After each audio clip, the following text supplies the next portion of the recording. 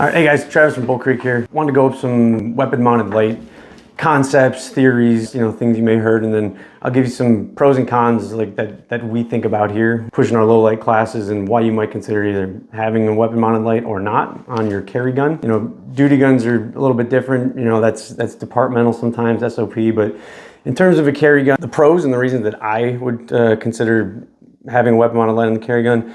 Couple different things. The saying of bad things happen at night, I guess that can be true, sure, but it also doesn't have to just be hours of darkness. It can be going from daylight into a dark room or dark building. It's just good to be able to see what you're trying to shoot at. That comes from not only having the light on there, but also training with it and training to activate it as you are presenting the gun. And that's a whole different topic of how you want to get into that. Having the ability to see what you're potentially shooting is huge. Just regular night sights aren't going to do that, because if it's complete darkness and all you have are little green dots floating around, it doesn't mean you're necessarily going to see the target beyond that. So the light's going to aid you obviously in seeing and positively identifying your target. So that's number one. Two, that light could potentially end the conflict before it even starts. If you have a super bright light in someone's face, that might get them to either stop what they were doing, the reason that you pulled the weapon on them in the first place, or at least temporarily blind them in a way that you might have a little bit of an advantage. And if we can gain any little bit of time in a defensive context, then sure, why not take that? Okay.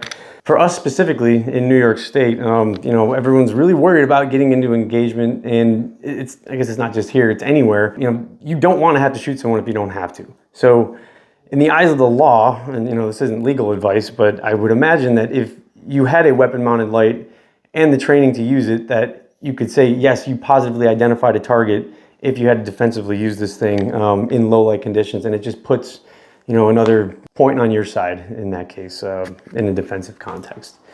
And then the last thing that I think it's very nuanced and contextual, but when I look at a weapon-mounted light and what I want to have on my carry gun, I look for something that has standoff from the barrel. The reason being, obviously, if I push my muzzle into something, if I get into an entanglement, it's going to bring my slide out of battery. The weapon won't fire, right? But if I have standoff, say I get into some type of rolling situation, I'm on the ground or someone's pressed into me, I could use this as standoff, and then it's less potential things I have to do to either get the gun back into battery or clear a potentially induced malfunction. So it's just a little added level of confidence. Again, completely contextual and a very nuanced issue there, but why not give us that advantage if you don't mind carrying something that's going to obviously extend the overall length of the slide in the holster that you're carrying with.